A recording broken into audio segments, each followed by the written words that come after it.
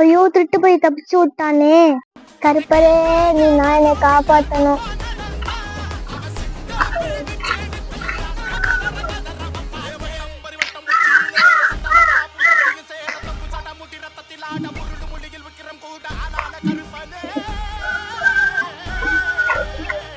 என் செயினை திருடி போனவனுக்கு நீ நான் தண்டனை கொடுக்கணும்.